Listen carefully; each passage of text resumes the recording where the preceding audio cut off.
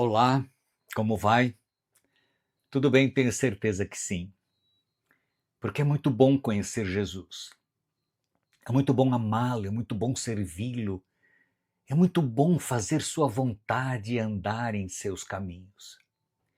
Apesar de pecadores e falhos que somos, servir Jesus faz toda a diferença. Para enfrentar lutas, desafios, problemas. Por quê? Porque ele prometeu que estaria conosco todos os dias, até a consumação dos séculos. E ele também disse: No mundo tereis aflições, mas tende bom ânimo, porque eu venci o mundo. Eu tenho visto em meu ministério muitos filhos de Deus vivendo estas promessas pela fé, sem desanimar, sem reclamar, suportando pacientemente cada desafio da vida, olhando para Jesus, o autor e o consumador da nossa fé. Gostaria de falar-lhes um pouquinho sobre profecias escatológicas, isto é, profecias do tempo do fim. Deus se revela aos seus filhos através dos profetas bíblicos, profetas que se tornaram canônicos, que foram canonizados. Na Bíblia existem profetas que foram somente orais, profetas que nunca escreveram nada. Nós temos a profetisa Débora, João Batista, que foi considerado por Jesus um grande profeta. Eles não há registro de que tenham escrito alguma coisa. Há profetas que foram literários, que os escritos não fazem parte do cânon. Por exemplo, os escritos do profeta Natã, eles não vieram para o cânon bíblico. E aí nós temos o cânon bíblico, que é a coleção dos livros sagrados que nós conhecemos, 39 no Antigo Testamento e 27 livros no Novo Testamento, fazendo um total de 66 livros que os filhos de Deus reconhecem como sendo a palavra do Senhor. É a forma de Deus se comunicar conosco na linguagem humana. Não é assim que Deus fala, não é assim que Deus se comunica, mas por causa do pecado, ele se comunica conosco, revelando verdades acerca de si mesmo, dos fatos históricos, aos seus servos, os profetas, inspirando-os a escrever e a transmitir corretamente aquilo que ele revelou. E por isso temos a Bíblia em nossas mãos. Também existem os escritos inspirados de uma profetisa que nós, os adventistas, cremos ter sido uma profetisa verdadeira, Ellen G. White. Eu creio que ela foi uma profetisa verdadeira. Seus escritos não são considerados sagrados, não fazem parte do cânon bíblico, mas cremos de que ela fora inspirada por Deus, que ela recebera revelações de Deus ao longo de sua vida e que fora inspirada em transmitir estas verdades. A quem não creia, tudo bem. Não vai fazer nenhuma diferença, ela continuará sendo uma profetisa inspirada por Deus. Assim como há pessoas que não acreditam que Jesus é o Filho de Deus, não vai fazer diferença nenhuma, ele continuará sendo.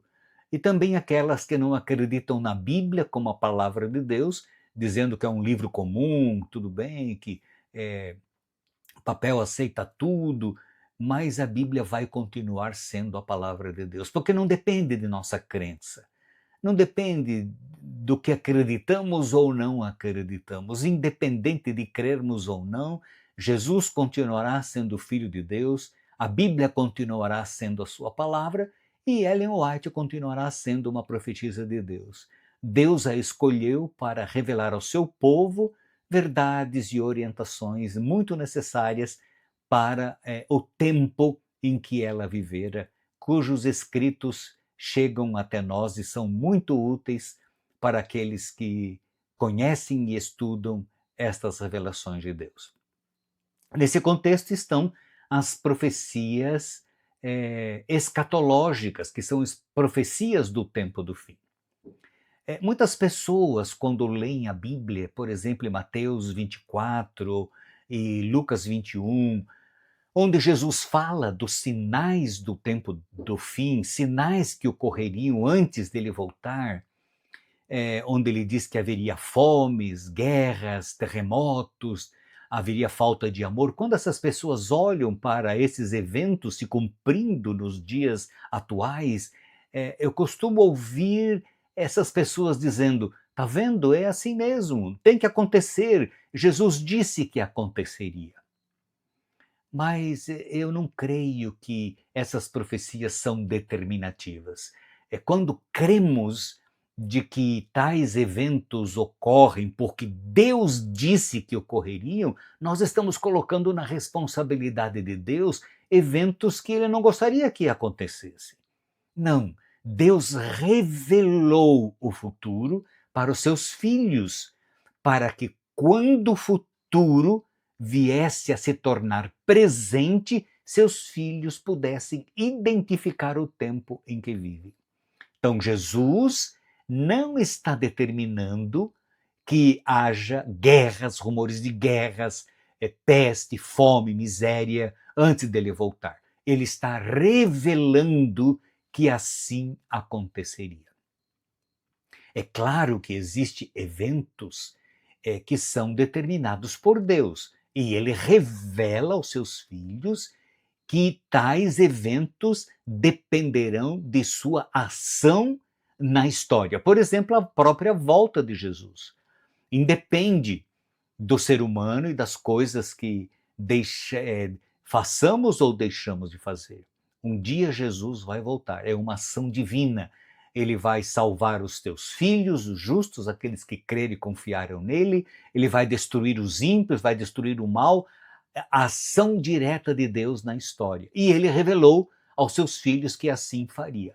Mas ele também revelou eventos que não foram e não são determinados por eles, mas pelo contexto do mundo de pecados no qual vivemos e que viveremos antes dele voltar. E nesse contexto existem também os escritos de Ellen White. Ela diz então em seus escritos de que haverá um momento na história em que os Estados Unidos, e isso está lá no Apocalipse, no capítulo 13, obrigará as pessoas a guardarem e a observarem o domingo como o dia do Senhor. Por um decreto civil, as pessoas serão obrigadas a observar o domingo como o dia do Senhor. O domingo é um falso sábado. O dia de guarda na Bíblia, quer acreditemos ou não, aceitemos ou não, é o sábado do sétimo dia. O domingo é um falso sábado. E os Estados Unidos imporá este falso sábado. E todas as nações da terra haverão de imitar esta obrigatoriedade da observância do domingo como o dia do Senhor. Então, Deus revelou à senhora White de que, assim que isto ocorrer, haverá um peneiramento, uma sacudidura na igreja. Todos aqueles que não são fiéis a Deus, aqueles que são mornos, como aparece na carta do Apocalipse à Laodiceia, haverão de se decidir, abandonando o caminho da verdade. E todos os fiéis que estão espalhados em todas as igrejas aí no mundo, que não tiveram oportunidade de conhecer a verdade clara, nesse tempo ela se tornará clara e as pessoas fiéis a Deus haverão de se decidir. Apocalipse 18, verso 1 a 4, há uma mensagem de Deus que dirá a todas as pessoas nesse tempo: caiu a grande Babilônia. E depois no verso 4, sai dela, povo meu, para não serdes participantes dos seus flagelos. Por quê? Porque Deus nos revelou, através do espírito de profecia, de que, em algum momento depois do decreto dominical, momento em que não sabemos, não há nenhum indício de quando ocorrerá, a porta da graça haverá de se fechar no céu. O santuário, como diz Apocalipse, se encherá de fumaça, o incensário figurativamente será lançado na terra, Jesus deixará de ser o nosso sumo sacerdote e não haverá mais salvação para ninguém, como está em Apocalipse 22:11. Quem é justo continue na prática da justiça e quem é imundo continue na prática da imundícia, porque acabou a graça. Hoje vivemos em tempo de graça. Por isso, Hebreus, no capítulo 4, diz: hoje, se ouvirdes a sua voz, não endureça o vosso coração. Hoje é tempo de graça, mas um dia a graça haverá de se fechar. Lembram da arca de Noé? Havia graça, 120 anos de graça.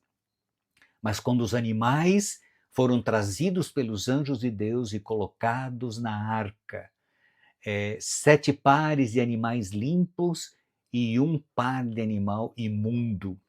E quando todos os animais estavam acomodados na arca, Deus mandou Noé e sua família entrar. E a porta da arca foi fechada por um anjo de Deus. Foi fechada por fora. E eles ficaram lá dentro 7 dias, sem chuva, sem nada. Tudo tranquilo, as coisas funcionando normalmente. Então, quando o decreto dominical sair, em algum momento depois, nesse período haverá tempo para as pessoas se definir ao lado de Deus ou contra ele, os infiéis na igreja vão abandonar, os fiéis vão confirmar a sua fé e milhares de pessoas aceitarão a verdade de Deus e se posicionarão ao lado da verdade e do sábado do 7º dia do 4º mandamento da lei de Deus.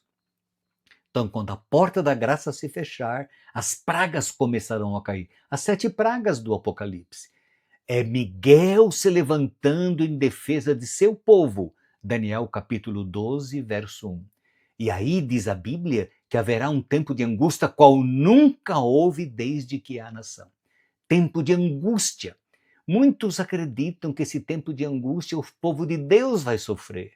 É verdade, haveremos de sofrer um tempo de angústia, incerteza de salvação, a perseguição, mas esse tempo de angústia, qual nunca houve desde que há nação, é para os ímpios, para aqueles que têm a marca da besta na testa ou na mão. Eles é que sofrerão as 7 pragas do Apocalipse. Assim como as 10 pragas do Egito caíram sobre Faraó e seus súditos. Deus protegeu a terra de Gósen e o seu povo das pragas do Egito. E assim ele fará também. Jesus haverá de se levantar em defesa de seu povo. E quando as pragas começarem a cair, os ímpios acusarão o povo de Deus como sendo responsáveis pelos infortúnios e pelas desgraças que as 7 pragas trarão à humanidade. E é aí que começará então a grande perseguição. O povo de Deus será perseguido, é verdade, mas Deus haverá de agir em favor de seu povo. Ainda que eu ande pelo vale da sombra da morte, não temerei mal algum. Salmo 23. É uma promessa, porque tu estás comigo. Jesus disse: eis que estou convosco todos os dias até a consumação dos séculos. Deus prometeu cuidar de seu povo. Nossa água será certa, nosso pão será certo. Deus não promete caviar, Deus não promete banquete, mas Ele promete pão e água. E Deus vai cuidar de seus filhos. Assim como Deus enviou anjos para tirar Ló e sua família da cidade de Sodoma e Gomorra, Deus vai proteger e vai cuidar de seus filhos. Em tempos de lutas, de dificuldades, onde a fé será provada. Mas quanto mais prova, mais firme, mais fiel haverá de ficar o povo de Deus. Portanto, meu querido irmão, não viva ansioso quanto a esse tempo. Não, basta cada dia o seu mal. Confia no Senhor. Hoje é tempo de graça. Hoje é tempo para fortalecer a fé, manter a comunhão em Jesus, amá-lo, servi-lo, usar os bens e não ser usados por eles. Não há problema nenhum em trabalhar, ganhar dinheiro, comprar, nada disso. A questão é a idolatria, o amor a estas coisas, o apego e a confiança a essas coisas. Como a mulher provavelmente de Ló fizera. Ela se perdera, transformando-se numa estátua de sal, exatamente por amor às suas propriedades, aos bens que tinha na cidade de Sodoma e Gomorra. Não andeis ansiosos pelo dia de amanhã. Basta cada dia o seu mal. Há muito tempo atrás, quando eu fui pastor de uma igreja, estávamos estudando naquele período uma lição da escola sabatina sobre as profecias do tempo do fim. E eu fui chamado na casa de duas irmãs da igreja, duas senhoras aposentadas, solteiras. Elas diziam: pastor, nós não estamos dormindo de medo, como vai ser esse tempo, para onde nós vamos fugir, como será? Nós somos duas mulheres, sempre vivemos na cidade, não temos nenhum conhecimento do campo. Pastor, pelo amor de Deus, nos ajude. E ali, conversando com aquelas irmãs, eu disse: Jesus falou, não andem ansiosas pelo dia de amanhã. Passa cada dia o seu mal, confie em mim, creia em mim. Você acredita que já faz vários anos que aquelas irmãs descansam no Senhor? Elas não precisariam ter vivido com tanta ansiedade, com tanto medo e com tanta preocupação. Jesus sabia disso, por isso que ele disse: não andeis ansiosos quanto ao dia do amanhã. Quanto desespero eu já presenciei, quanta angústia, quanta luta. A nossa luta é permanecer ao lado de Jesus. A nossa luta é confiar nele. A nossa luta é viver com os pés na terra e os olhos no céu. Porque basta cada dia o seu mal. Confiemos no Senhor.